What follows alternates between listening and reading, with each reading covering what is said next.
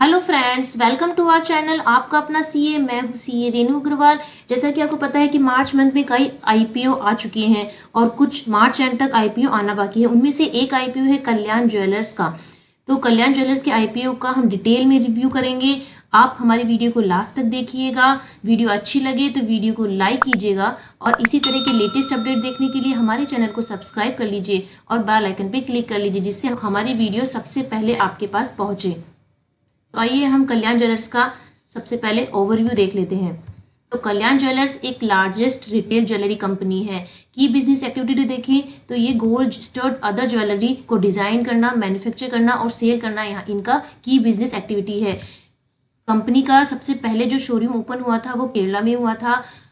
Then India में company ने 21 states और यूनियन टेरेटरीज में अपने 107 शोरूम ओपन कर लिए हैं। And it's not just serve a domestic market but also serve overseas customer with 30 showroom located in the Middle East। Company का जो रेवेन्यू का सिग्निफिकेंट पोर्शन है वो गोल्ड ज्वेलरी से आता है, अराउंड 75%। देन हम इश्यू साइज को देखते हैं। तो कंपनी की जो प्रमोटर है वो है TS कल्याण रमन। इशू साइज को देखें तो 1175 करोड़ का ये इशू है। फ्रेश इक्विटी शेयर 800 करोड़ के हैं और ऑफर फॉर सेल 375 करोड़ के हैं। ऑफर फॉर सेल में 125 करोड़ के जो शेयर हैं वो कंपनी के जो प्रमोटर है TS कल्याण रमन वो ऑफलोड कर रहे हैं और 250 करोड़ के जो शेयर हैं वो कंपनी के जो इन्वेस्टर है हाई डेल इन्वेस्टमेंट ऑफलोड कर रहे हैं। जो टोटल इशू साइज है 1175 करोड़ का, उसमें 50% QIBs के लिए रिजर्व रखा जाएगा, 35% रिटेल इन्वेस्टर्स के लिए, 15% नॉन इंस्टीट्यूशनल इन्वेस्टर्स के लिए रखा जाएगा। देन हम इशू का ऑब्जेक्ट देखते हैं कि इशू लाने का जो मेन ऑब्जेक्टिव था वो कंपनी की जो वर्किंग कैपिटल रिक्वायरमेंट है उसको फुलफिल करना और उसके साथ साथ जनरल पर्पस जो कंपनी के हैं उनको मीट आउट करना है। फाइनेंशियल ओवरव्यू को देखते हैं हम। तो जो कंपनी का रेवेन्यू है वो लास्ट 3 ईयर्स में एक स्टेबिलिटी बनाया हुआ है। मोर और लेस 10,000 करोड़ के नियर कंपनी का रेवेन्यू है। लोकेशन वाइज हम कंपनी के रेवेन्यू को देखते हैं तो 52% जो रेवेन्यू है वो साउथ इंडिया से आ रहा है, 22.6% रेवेन्यू मिडिल ईस्ट से है और 25.4% रेवेन्यू रेस्ट ऑफ इंडिया से आया है। देन हम प्रोडक्ट वाइज रेवेन्यू का शेयर देखें तो 74.8% जो कंपनी का रेवेन्यू है वो गोल्ड ज्वेलरी से कंपनी ने बुक किया है। देन 23.4% रेवेन्यू स्टड ज्वेलरी से एंड 1.9% जो रेवेन्यू है वो अदर ज्वेलरी से आया है। नेट प्रॉफिट को देखें तो फाइनेंशियल 18 में कंपनी ने 142 करोड़ का प्रॉफिट बुक किया था। देन एकदम से कंपनी का जो प्रॉफिट था वो डाउन होकर नेगेटिव में आ गया। देन फाइनेंशियल 20 में कंपनी ने फिर ग्रो किया और 143 करोड़ का प्रॉफिट बुक किया। फाइनेंशियल 19 में प्रॉफिट नेगेटिव जाने का रीज़न ये था कि जैसा कि मैंने आपको दिखाया कि इसका रेवेन्यू का जो 52% शेयर है वो साउथ इंडिया से आता है। तो फाइनेंशियल 19 में साउथ इंडिया में फ्लोट्स आ गए थे, तो उसके रीज़न से कंपनी का जो पूरा बिजनेस था, प्रॉफिट था, वो पूरा डाउन में चला गया था, इसलिए वो नेगेटिव हो गया। और करंट फाइनेंशियल ईयर में 3 क्वार्टर्स का रेवेन्यू प्रॉफिट डिक्लेयर किया जा चुका है। तो कंपनी का जो रेवेन्यू है वो भी लास्ट 3 ईयर से कंपेयर करें तो डाउन है और प्रॉफिट भी नेगेटिव है। उसका रीज़न है कोविड। आईपीओ की डिटेल और टेंटेड टाइम टेबल को देख लेते हैं। तो जो शेयर प्राइस है वो 10 पर इक्विटी शेयर है। आईपीओ प्राइस बैंड को देखें तो 86 to 87 पर इक्विटी शेयर है। मार्केट लॉट 172 शेयर का है और जैसा कि मैंने आपको बताया कि इशू साइज जो है वो 1175 करोड़ का है। उसमें फ्रेश इशू 800 करोड़ के हैं और ऑफर फॉर सेल 375 करोड़ का है। आईपीओ की जो ओपन होने की डेट है वो 16 मार्च है। क्लोजिंग डेट 18 मार्च है। शेयर अलॉटमेंट की डेट 23 मार्च है। यदि आपको शेयर्स अलॉट नहीं होते हैं तो रिफंड जो है वो इनिशिएट होगा 24 मार्च को, और यदि आपको शेयर्स अलॉट कर दिए जाते हैं तो डीमैट अकाउंट में आपके शेयर्स 25 मार्च तक अलॉट कर दिए जाएंगे। आईपीओ की जो लिस्टिंग डेट है BSE NSE में वो 26 मार्च है।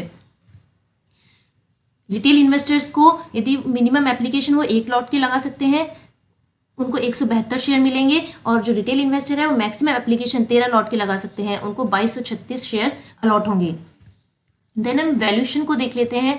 तो कंपनी का फाइनेंशियल 20 में जो ईपीएस था वो 1.49 था। लास्ट पिछले 3 सालों के एवरेज ईपीएस को देखते हैं तो 0.98 है। जो अपर प्राइस बैंड है 87 और हमने फाइनेंशियल 20 की ईपीएस को कंसिडर किया तो पीई मल्टीपल निकल के आया 58x। देन हमने लास्ट ईयर का एवरेज ईपीएस के बेस पे पीई के मल्टीपल कैलकुलेट किया तो 89x है और इंडस्ट्री का एवरेज पीए अराउंड है 17x। कंपनी ने ऑफर डॉक्यूमेंट में अपना पीए जो है वो शो किया है टाइटन को, और जो टाइटन है वो करंटली ट्रेड कर रहा है 177x के पीई के मल्टीपल पे। तो यदि हम टाइटन और कल्याण ज्वेलर्स दोनों कंपनी को कंपेयर करते हैं तो इनको कंपेयर करना थोड़ा डिफिकल्ट होगा फाइनेंशियल पैरामीटर से भी, क्योंकि कल्याण ज्वेलर्स का जो की बिजनेस है वो गोल्ड ज्वेलरी, स्टड ज्वेलरी इनमें है, और टाइटन का जो बिजनेस है वो ज्वेलरी के साथ साथ और भी कई अदर प्रोडक्ट्स में भी है। टाइटन की लाइन ऑफ प्रोडक्ट्स हैं तो इनको कंपेयर करना थोड़ा डिफिकल्ट होगा। तो मैंने आपके लिए पीसी ज्वेलर्स का यहाँ पे 5 सालों का डेटा प्लॉट किया है। तो पीसी ज्वेलर्स का रेवेन्यू को देखें तो ये कंटिन्यूसली डाउन में जा रहा है, और इसका बेसिक ईपीएस को देखें तो मार्च 16 में 22.25 ईपीएस था जो कि डाउन होके मार्च 20 तक 2.10 आ गया है। और मैं आपको यहाँ पे इसका मैंने यहाँ ट्रेडिंग का चार्ट आपको दिखा रही हूँ। 18 में पीसी ज्वेलर्स का जो शेयर था वो ट्रेड कर रहा था 581 पे, जो 2021 में डाउन आके 31.25 पर आ गया है। शेयर्स 31.25 पर ट्रेड कर रहा है, और जुलाई 2020 से वो स्लाइटली एक स्टेबिलिटी बनाए रखा है। 2 साल से एक ही प्राइस पे वो ट्रेड कर रहा है। तो हम अब कल्याण ज्वेलर्स की यदि करंट प्राइस बैंड को देखें जो कि है 87 और उसकी परफॉर्मेंस को कंसीडर करके देखते हैं तो जो शेयर है वह स्लाइटली ओवर प्राइस्ड रहने वाला है। अब मेन क्वेश्चन ये रेज होता है कि क्या हमें इस कल्याण ज्वेलर्स की आईपीओ को सब्सक्राइब करना चाहिए। तो यदि हम, जैसे कि मैंने आपको बताया कि फाइनेंशियल 90 में तो साउथ इंडिया में फ्लड्स की सिचुएशन के कारण कंपनी का जो बिजनेस था वो होल डाउन हो गया था। तो हम फाइनेंशियल 80 और फाइनेंशियल 20 के फाइनेंशियल परफॉर्मेंस को कंसीडर करते हैं, और जो करंट फाइनेंशियल ईयर है उसके लेटेस्ट फाइनेंशियल डेटा को कंसीडर करें तो लास्ट जो 9 मंथ्स है उसमें जो लॉसेज हैं और जो offer price is at a negative PE. तो यदि जो इन्वेस्टर्स इन्वेस्ट करने का सोच रहे हैं उनके लिए स्लाइटली थोड़ा रिस्की रह सकता है, और यदि मार्केट परफॉर्म कर गया, मार्केट अच्छा रह गया तो इन्वेस्टर्स लिस्टिंग गेन भी अर्न कर सकते हैं। और आप भी कल्याण ज्वेलर्स की जो फाइनेंशियल डेटा है जो कि मैंने आपको बताए हैं उनको एनालिसिस करके अपने व्यू हमें कमेंट बॉक्स में ज़रूर बताइए।